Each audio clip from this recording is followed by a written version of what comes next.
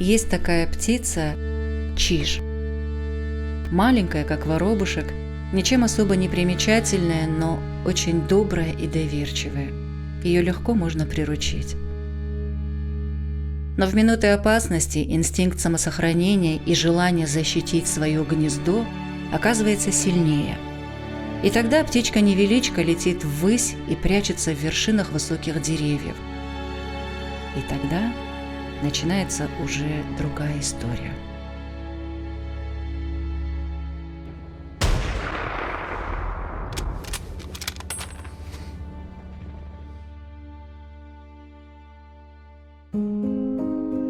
Знакомьтесь, это Варвара Петровна Хубаева, но жители Осетии ласково называют ее Чижик, так же, как и ее фронтовые друзья. Это они ее так прозвали. Не Варей меня звали, а Чижиком. Девочка, Чижик. Русские Чижик плохо говорят, поэтому говорят Чижик. И вот как Чижик меня уже считали как мальчишка.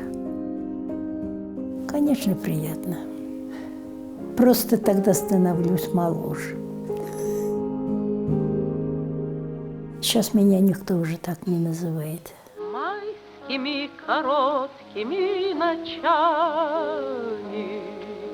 отгремев, закончились бои. Где же вы теперь, друзья однополчане, боевые спутники мои? Молодость. Какая она разная у всех. У каждого есть что вспомнить. Но у поколения фронтовиков она совершенно особенная. Да, также сменялись рассветы и закаты, день и ночь, зима и лето. Вот только практически каждый день был запахом гари и пороха, со свистом пуль и грохотом канонад. Со счастливыми глазами тех, кто получил весточку от дорогих людей, и закрытыми глазами тех, кого убил враг. Варвара Петровна на себе испытала все тяготы фронтовых будней. Варвара Петровна Хубаева родилась в 1926 году в селе Нагир Орджоникидзевского района Северо-Остинской АССР. Поступила на службу в 1942 году. Воевала в 212-м запасном стрелковом полку и 10-й воздушно-десантной бригаде. Награждена орденом Отечественной войны первой степени и медалью за боевые заслуги. Воинское звание старшина. Вероломное нападение на Советский Союз никого не оставило равнодушным. Все, от мала до велика, рвались на фронт. В призывных пунктах были огромные очереди. Стать бойцом Красной Армии с первой попытки удавалось не каждому. Тем временем немецко-фашистские войска были на подступах к Орджоникидзе. До этого, были группы наблюдения. И я наблюдала, где ГМТ, там на крыше в сторону тюрьмы, там окошки были. И вот там мы наблюдали, следили, какие самолеты летают, и где, куда, в какую сторону летают. И даже видно было, какие бомбы бросают, сволочи.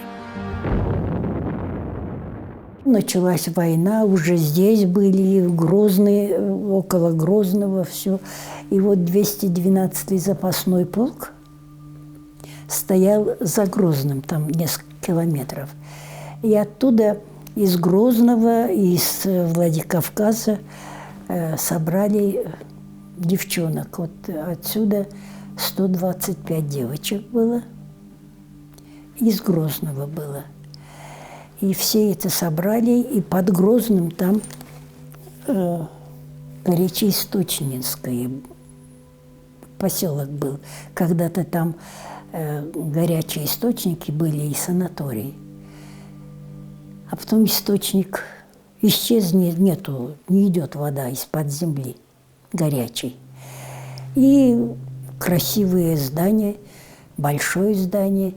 И как раз там стоял в сторону этого Каспийского моря в сторону от Грозного 212-й запасной полк. И вот запасной полк, даже песня была, имя снайпера, славное имя 212 несет. И это 219 запасной выпускал вот это курсы снайперов. Девчонок в основном, комсомольцев, молодых, которые семьей не обременены. А мы студенты были. А я, видимо, выскочка или чего, или что так. И я получила эту самую повестку. Пришла с занятий, и повестка стоит, лежит на кровати. Так на маленьких, но крепких крыльях она улетела на фронт. Студентка педагогического училища, активистка и комсомолка просто не могла иначе. Песня Чижа довольно разнообразна и состоит из разных, присущих только ему, коротких слов и ударов, как и у снайпера. Короткий, одиночный, хлесткий звук выстрел и сраженный враг, как результат выполненного задания. Хорошо подготовленный снайпер в годы Великой Отечественной войны в одиночку мог уничтожить сотни солдат и офицеров противника. Высококвалифицированные стрелки занимали особое положение в рядах красноармейцев и держали немцев в постоянном страхе. Снайпер – специально подготовленный и в совершенстве владеющий своим оружием профессиональный военный или полицейский стрелок, привлекаемый для решения огневых задач на расстояниях и в условиях, требующих особых навыков и высокого уровня индивидуальной стрелковой подготовки. Девушка-снайпер во время Великой Отечественной войны была не исключение, а правило.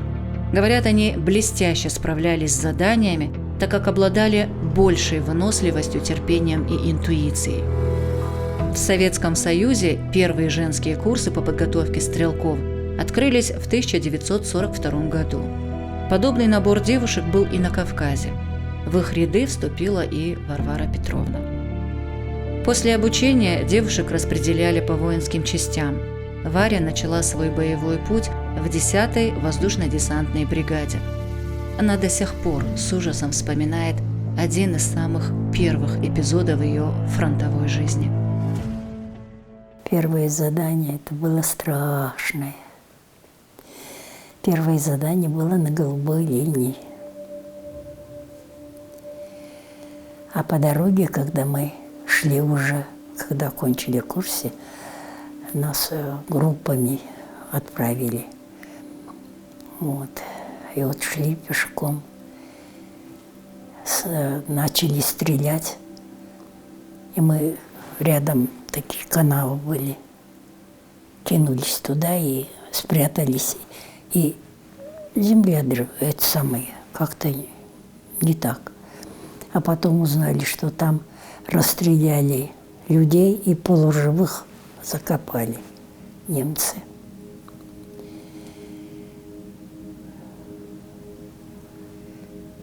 Страшно. Вот у меня там было первое такое.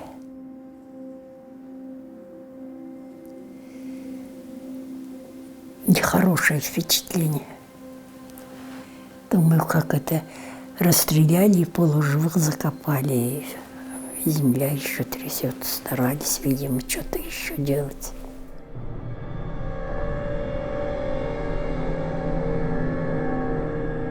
В такие моменты от ненависти к врагу в жилах начинала бурлить кровь.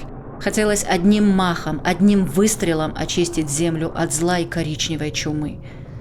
Но, увы, война – это долгие, упорные и кровопролитные дни и ночи. В ней не бывает легко, нет легких профессий. Но снайпер – это особая категория воинов. Она тяжела физически и психологически, особенно для женщин. Но, как говорит Варвара Петровна, мы пришли в этот мир не только чтобы давать жизнь, но и защищать ее. И хрупкие девушки защищали, порой ценой собственной жизни и здоровья. лежа в снегу и под дождем, с потрескавшимися от жары губами под палящим солнцем, зорко вглядываясь и не шевелясь, они будто сливались с ландшафтом. Одежда пропитывалась сыростью настолько, что ломила руки. Уходя в засаду, они брали с собой хлеб, воду, несколько гранат и автомат.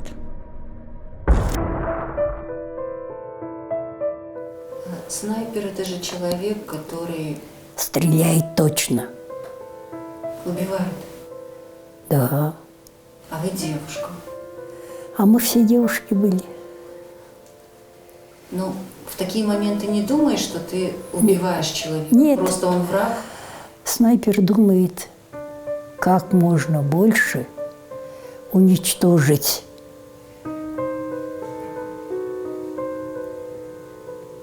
врагов, которые убивают твоих товарищей. Перехитрить врага, чтобы он тебя не видел, а ты видела. А у снайпера чутье бывает? Бывает, но иной раз мешает. Это чутье.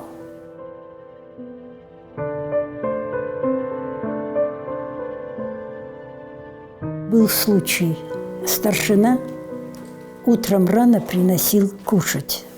За спиной у него это горячий термос, и он, сволочь, не в него стрелять, а в термос, чтобы его жгло. И вот он, видимо, смотрел и хохотал.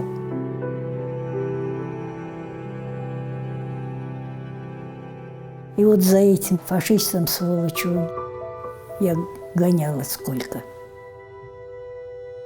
Никак не могла его найти. А потом нашла большое дерево, гнезда, и вот за гнездами не видно было. Потом все равно нашла.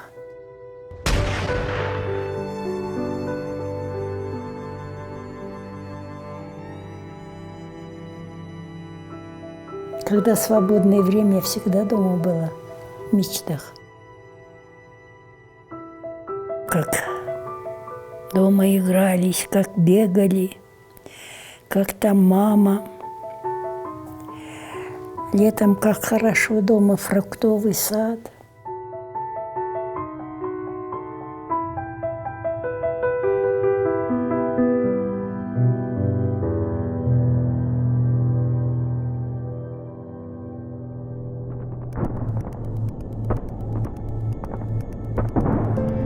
Она была бесстрашным, даже немного отчаянным стрелком.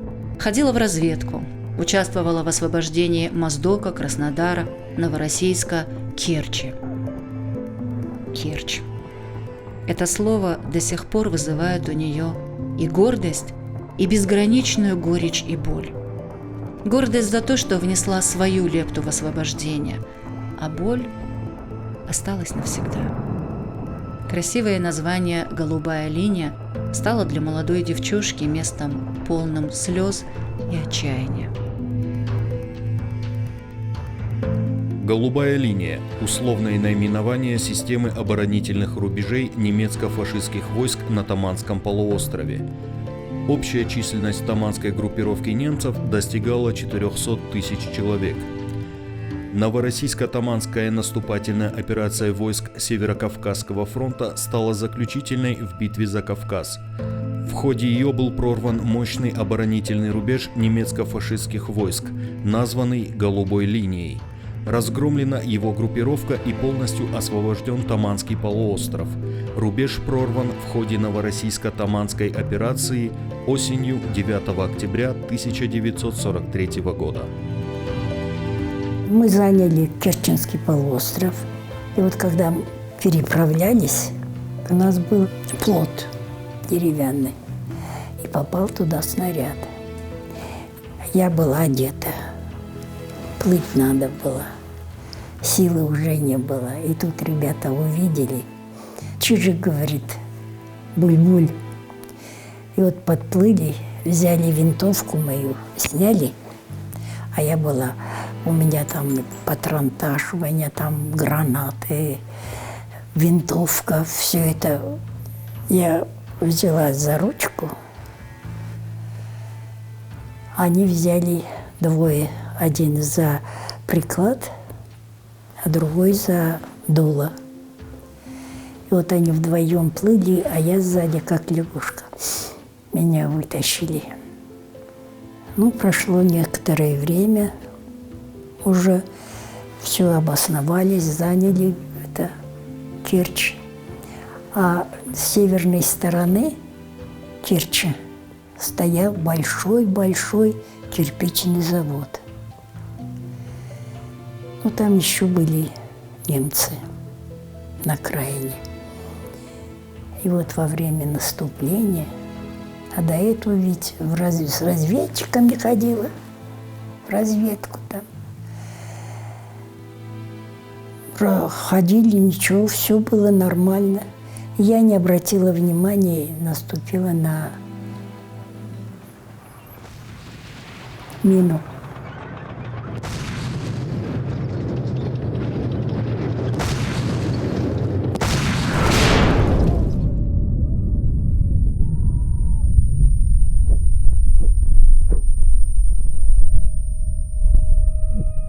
Она взорвалась, и у меня нога со сапогом ушло, и ребята подняли сапог, говорит, смотрите, говорит, Чижик, говорит, одноногой стала. И пока сознание не потеряла, я не дала себя перевязать. Я, как вспомню, подняли сапог, оттуда кровь течет. А тут нет.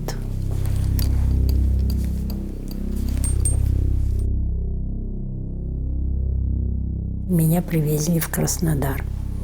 В Краснодаре мне сделали реампутацию. Попала в Сочи. Там в санатории находилась. Жить не хотелось. И маму вызвали.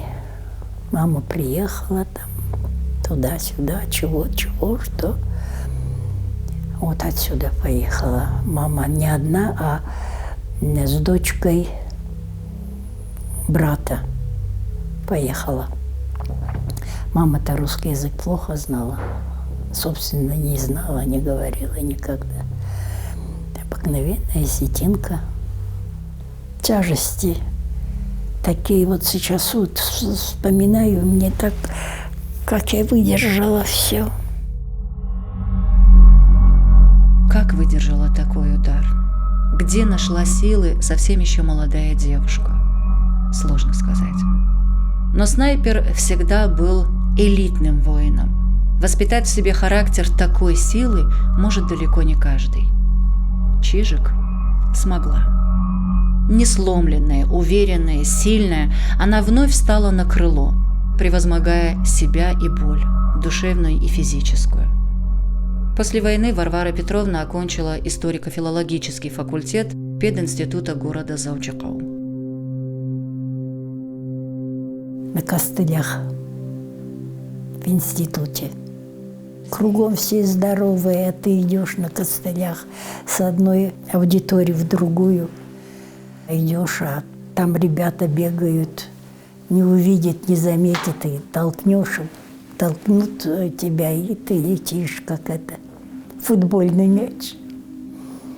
А потом Чубиров был директором института.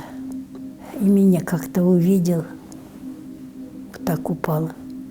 Говорит, что с тобой? Я говорю, да вот все, ребята друг друга толкают, и меня не увидели и толкнули.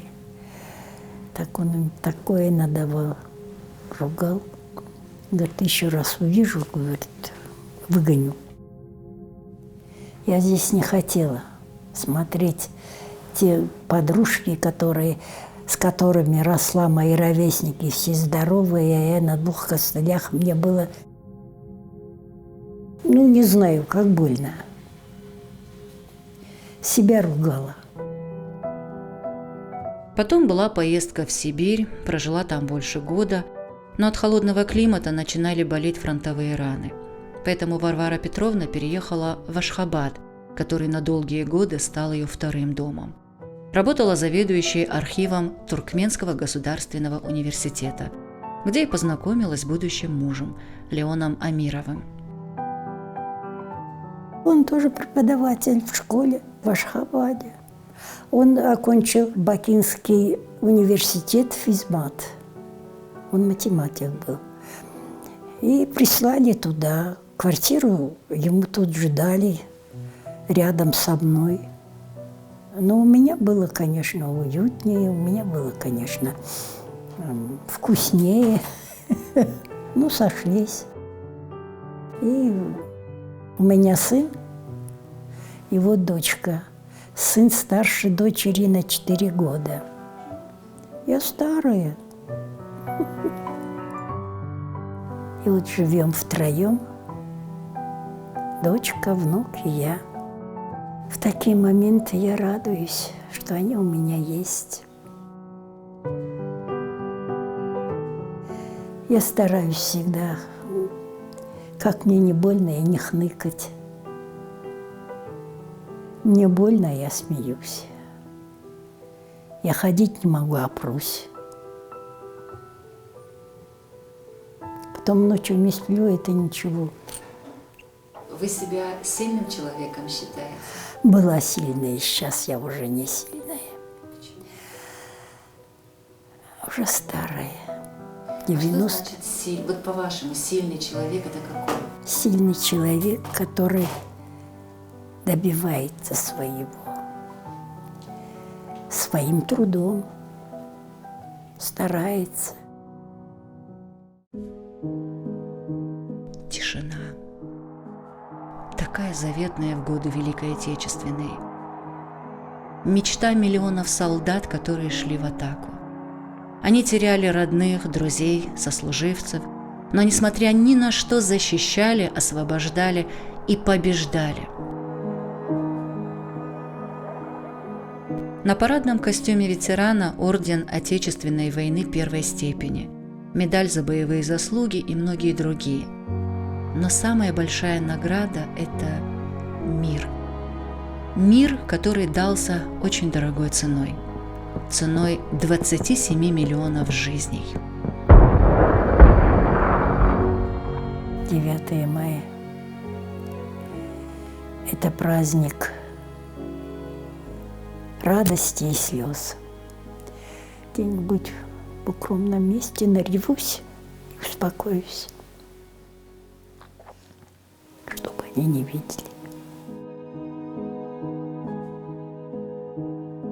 Спокойно жить – это не то, что воевать. Спокойно жить хорошо. Я очень счастливая. Не просто счастливая, а очень счастливая, несмотря на то, что у меня нет ноги.